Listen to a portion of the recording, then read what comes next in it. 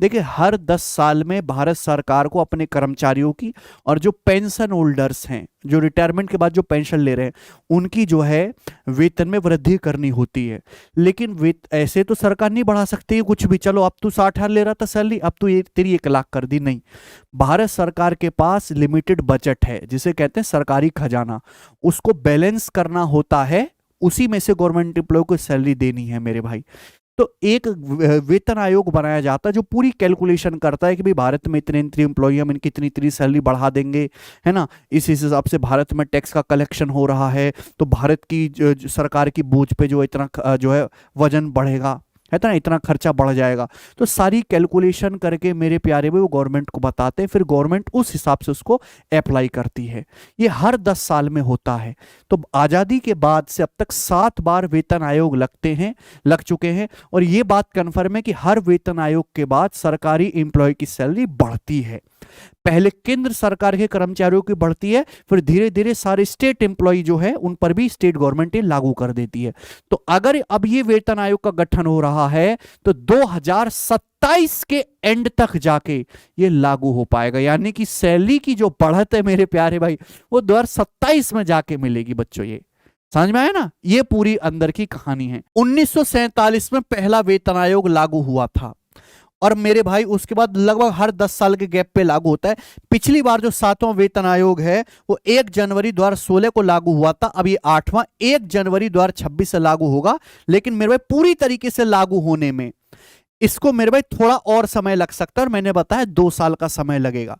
जैसे कि जो 7वां वेतन आयोग है वो लागू तो 2016 से हो गया था, लेकिन जो तनख्वाह बढ़ के आई थी मेरे भाई वो 2018 से आई थी, 2 साल का समय लग गया था उसमें। और 2016 से 2018 के बीच में मान लो 2 साल बाद भी लागू हुआ पूरी तरीके से, तो उन 2 साल की गवर्नमेंट ने कोई सैलरी जो है बकाया नहीं दिया था। ऐसे ही यहां होगा, ये 1 जनवरी 2026 से लागू हो जाएगा, लेकिन पूर्ण रूप से लागू कब होगा, जब सरकारी खाते में एम्प्लॉय की तनख्वाह बढ़ जाएगी 2027 से। ठीक है बच्चों, 27 के एंड तक।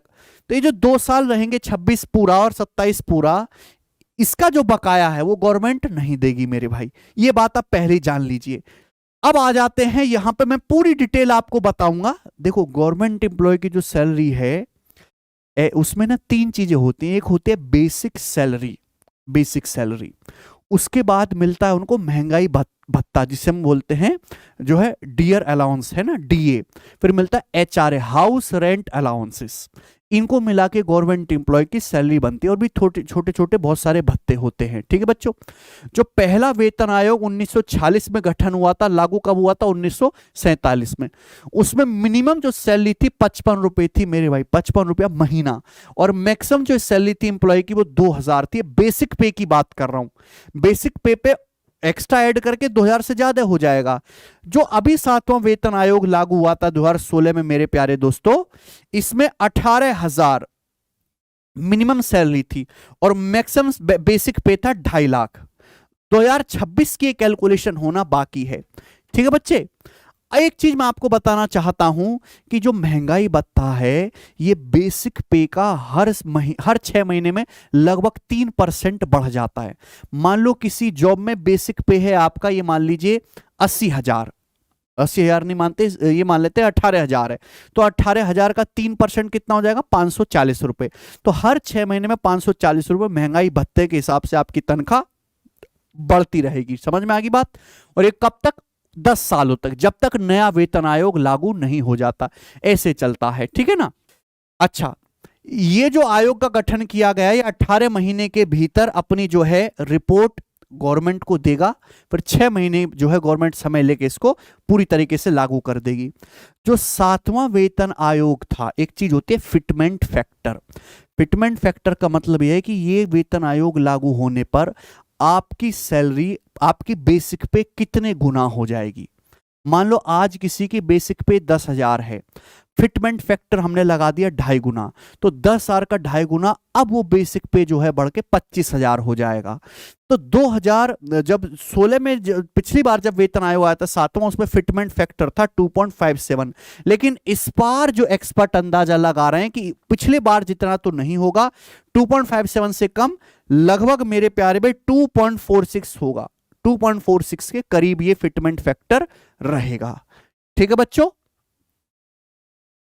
चलिए अब बताते हैं मेरे भाई। यहां पर देखिए, ये जितनी भी सरकारी पोस्ट है उनमें 10 लेवल की पोस्ट है मेरे भाई, पियोन से लेके जो मैं बता रहा हूं ग्रुप ए ऑफिसर तक, इन्हीं 10 लेवल की पोस्ट में सारे गवर्नमेंट एम्प्लॉय सिमट जाते हैं।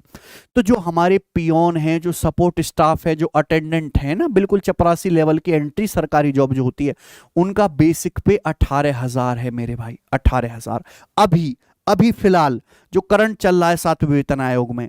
अब मैंने यहां पे ना कुछ एग्जांपल लेके, ये फिटमेंट फैक्टर कुछ लोग अंदाजा मार रहे हैं कि 1.83 हो जाएगा, कुछ लोग कह रहे हैं 1.92 हो जाएगा, ज्यादातर लोग कह रहे हैं कि 2.46 रहेगा, कुछ तो कह रहे हैं कि ना भाई बहुत पैसा सरकार के पास 2.86 भी हो सकता है। तो जिनकी सैलरी अभी 18,000 है बेसिक पे, उनकी ये बढ़ के हो जाएगी 32,940 अगर फिटमेंट फैक्टर 1.83 रहता है। 1.92 रहेगा मेरे भाई तो 34,560 हो जाएगी, और 2.46 रहता है तो 44,280। जो एसएससी की जॉब है मेरे प्यारे भाई, उनमें बेसिकली मेरे दोस्तों ये लेवल की जॉब है ना, पे लेवल 4, पे लेवल 6, पे लेवल 7। पे लेवल ये जो 29,200 अगर बेसिक पे है तो इनका हो जाएगा लगभग 56,000 के करीब। जो senior clerk, higher technical staff है मेरे प्यारे भाई, ठीक है ना, जितने भी जैसे डिविजनल अकाउंटेंट हो गया, एसएससी में पोस्ट आती है, 35,400 बेसिक पे है, तो ये क्या हो जाएगा इनका 67,000 के करीब हो जाएगा। जो हमारे सुपरिटेंडेंट हैं, ठीक है भाई, जो असिस्टेंट इंजीनियर है, जैसे कि सुपरिटेंडेंट, ये मान लीजिए आप पे लेवल 7 की जॉब हो गई, जैसे कि आपका एएसओ, केंद्रीय सचिवालय में, विदेश मंत्रालय में जो असिस्टेंट सेक्शन ऑफिसर हैं, उनका पे लेवल 7 है, उनकी बेसिक पे है मेरे प्यारे भाई 44,900। अगर फिटमेंट फैक्टर 1.92 लागू होता है तो 44,900 से बढ़ के कितना हो जाएगा उनकी सैलरी, 86,208 बेसिक पे हो जाएगा। सैलरी नहीं, सैलरी अलग होती है, बेसिक पे अलग होता है। सैलरी का एक हिस्सा है बेसिक पे, सैलरी का हिस्सा है महंगाई भत्ता, सैलरी का हिस्सा है एचआरए, तो केवल बेसिक पे बढ़ता है एक फिटमेंट फैक्टर से केंद्र मतलब वेतन आयोग के गठन होने पर। ठीक है मेरे भाई, महंगाई भत्ता आपका 3% ही बढ़ना है, मैं आपको सारी चीजें बताऊंगा अभी डिटेल में, तो आप बेसिक पे ध्यान दीजिए। ठीक है बच्चों, चलिए मैं आपको एग्जांपल से समझाता हूं कि मान लो जो लेवल 6 के एम्प्लॉय हैं, इनके लिए 1.83 का फिटमेंट फैक्टर जो है लागू होता है 8वें वेतन आयोग में। तो 7वें वेतन आयोग के अनुसार जो इनकी लेवल 6 की जॉब है, लेवल 6 की बहुत सारी जॉब है एसएससी में, उनका बेसिक पे है 35,400 रुपए। इस समय उनका महंगाई भत्ता 55% हो चुका है बेसिक पे का। भाई आप ये मान लीजिए कि हर साल में 2 बार बढ़ जाता है, 3% से थोड़ा सा कम, 2.8 2.9% बढ़ जाता है, तो 10 साल हो चुके हैं, तो 10 साल में लगभग कितना बढ़ जाएगा, 55-60% के करीब हो जाएगा। तो इस समय महंगाई भत्ता बेसिक पे का 55% है कि भैया आप 35,400 तो तनख्वाह लो, लेकिन महंगाई बहुत हो रही है, उसका 55% आप महंगाई भत्ता भी ले लीजिए। तो 35,400 का 55% आया लगभग 19,470 रुपए। फिर जितने मेट्रो सिटीज हैं ना, दिल्ली, बेंगलोर, इनमें आपको एचआरए, हाउस रेंट अलाउंसेस भी दिया जाता है, जो बेसिक पे का कितना होता है 27% फिक्स रहता है मेरे भाई, है ना, 9,558। इस सबको ऐड करने के बाद इनकी टोटल सैलरी बननी है 64,428 रुपए प्रेजेंट में, जो लेवल 6 के कर्मचारी हैं। ये एक्चुअल कैलकुलेशन है मेरे दोस्त। अगर 8वां वेतन आयोग में मान लो फिटमेंट फैक्टर 1.83 लागू हो गया, तो नया बेसिक पे क्या हो जाएगा, 35,400 का 1.83 गुना 64,782 रुपए। आपको महंगाई भत्ता क्या हो जाएगा यही सारा खेल है भैया। गवर्नमेंट क्या कहेगी, देखो भाई अभी तो तुम्हारी तनख्वाह बढ़ाई, तो महंगाई का सवाल ही पैदा नहीं होता, महंगाई तो अब आगे बढ़ेगी, तनख्वाह तो हमने तुम्हारी 1.83 कर दी ना, तो ये जो आपको महंगाई भत्ता 55% मिल रहा था, वो अब क्या हो जाएगा, रीसेट होके अब 0% आ गया। यानी कि आपका बेसिक पे तो हो गया 64,782, लेकिन महंगाई भत्ता 0%। 6 महीने बाद क्या हो जाएगा, 3% बढ़ जाएगा, अगले 6 महीने बाद फिर 3% बढ़ेगा, फिर हर 6 महीने में ऐसे 3% या 3% से हल्का सा कम रहता है, 2.8 2.9% बढ़ बढ़ के ये 10 सालों में कितना हो जाएगा महंगाई भत्ता, ये 55-60% के करीब पहुंच जाएगा। फिर 10 साल पूरे हो जाएंगे, फिर अगले वेतन आयोग का गठन हो जाएगा, फिर महंगाई भत्ता दोबारा से 0% कर देंगे, रीसेट से शुरू कर देंगे और आपका बेसिक पे एक फिटमेंट फैक्टर से बढ़ा देंगे। ऐसे कैलकुलेशन होती है, ठीक है। तो लोगों को लगता है ना कि 1.83 हो जाएगी सर तनख्वाह, अभी हमें मिलने 64,000, इसका 1.8 गुना कर दो सर, लगभग हमको 1,10,000 के करीब मिल जाएंगे। ऐसा नहीं है मेरे भाई, ठीक है ना। आपका बेसिक पे 1.83 गुना होगा, लेकिन महंगाई भत्ता आपका रीसेट कर दिया सरकार ने कि लो अब 0% से हम दोबारा बढ़ाएंगे आपका, ठीक है ना। लेकिन हाउस रेंट अलाउंस सारे मेट्रो सिटीज में फिक्स है, बेसिक पे का 27%। तो 64,782 का 27% कितना आ गया, लगभग 17,491 रुपए। अब मैं इसको ऐड कर देता हूं, तो ये सैलरी कितनी हो जाएगी, 82,273। तो जो तनख्वाह पहले मिल रही थी 64,428, वो अब कितनी हो जाएगी, 82,273। डबल हुई क्या, नहीं हुई। ऐसे खेल चलेगा बच्चे। अब आगे बात समझ में। तो दोस्त, सपने उतने ही देखो जितने पूरे हो सके, तनख्वाह उतनी ही उम्मीद करो जितनी सरकार दे सके, ठीक है मेरे भाई। ऐसा मत सोचो कि हर आदमी की देश में सरकारी नौकरी की तनख्वाह 3-3 गुना हो जाएगी, ठीक है भाई, ऐसा नहीं है।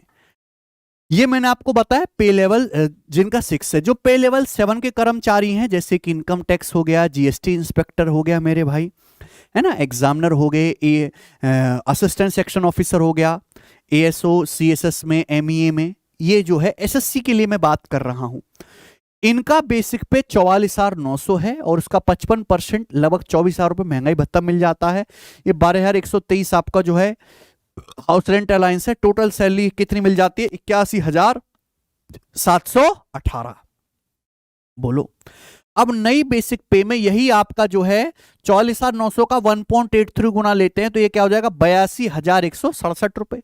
महंगाई भत्ता 0%, ये आपका 22,000 हो जाएगा। चारे टोटल सैलरी मिला के बन जाएगी 1,04,000, जो कि 81,000 थी। फिर भी आप ये देख रहे हैं कि लगभग 20,000 से ज्यादा आपकी तनख्वाह बढ़ गई है, ठीक है बच्चों। ये होने वाला है पे लेवल ये 8 के पूर्णतः लागू होने के बाद आपकी सैलरी में इजाफा, ठीक है प्यारे दोस्तों। अब हो गए सारे डाउट क्लियर आप लोगों के।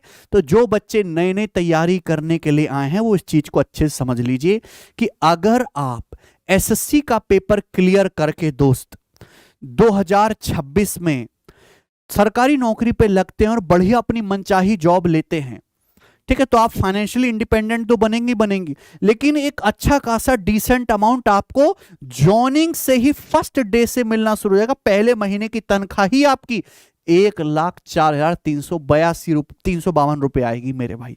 ये मैं आपको बता रहा हूं, ये एक मोटिवेशन भी है, एक पॉजिटिव चीज भी है, लेकिन इसके लिए बहुत मेहनत करनी पड़ेगी, है ना। 8-9 महीने का डेडिकेशन, एक तपस्या आपको करनी पड़ेगी। सही कंटेंट, सही गाइडेंस के साथ पढ़ना पड़ेगा। और वो संभव कैसे मेरे भाई, जब टीचर का कंटेंट, अच्छा कंटेंट और बच्चे की मेहनत मिलती है, तभी ये चीज संभव है कि एक एवरेज से वर्कलोड में आपको लाख भर की तनख्वाह मिले, तभी संभव है दोस्त, ठीक है जी। सीजीएल में बहुत सारी पोस्ट है, मैं आपको बता भी दे रहा हूं कि भैया पे लेवल 6, पे लेवल 7 मैंने आपको एक्सप्लेन कर दिया कि पे लेवल 7 की सैलरी कितनी हो जाएगी, लगभग 1,04,000। पे लेवल 6 की सैलरी स्टार्टिंग में हो जाएगी 82,000। इतनी सारी पोस्ट में कौन कौन सी पे लेवल 6 की है जान लीजिए, कौन कौन सी पे लेवल 7 की है।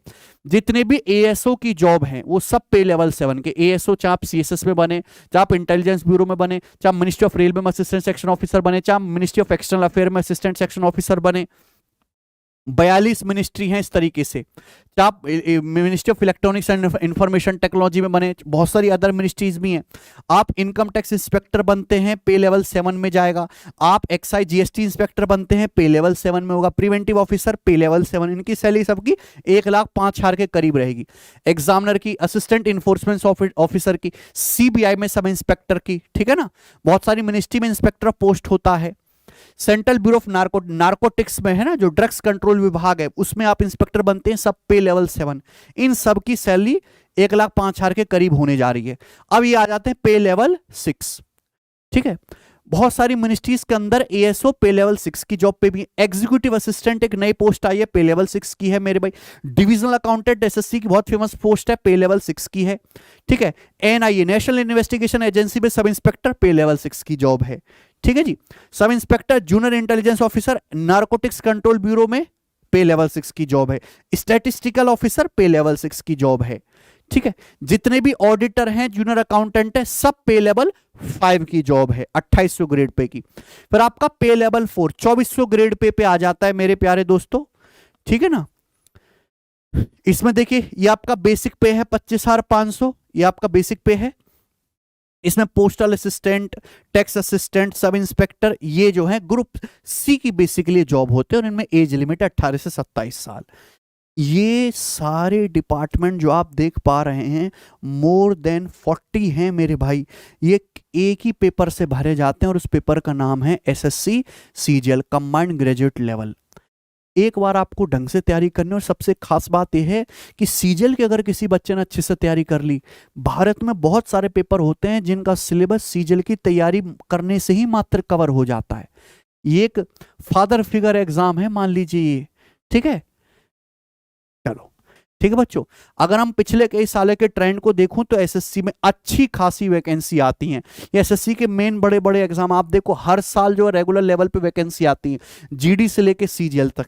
पिछले साल ही जीडी में देखो, पिछले 4 साल में जीडी में 2 लाख बच्चे जो है सिलेक्ट हो चुके हैं एसएससी जीडी में। 2 लाख बच्चे, बड़ी बात है। हम सरकार को क्रिटिसाइज करते रहते हैं कि ये खराबी है, लेकिन ये काम एक्चुअल में हुआ है। इतने लोगों ने सरकारी नौकरी पाई है, ये नौकरी कर रहे हैं मेरे भाई, और उस लेवल की सैलरी उठा रहे हैं ये लोग।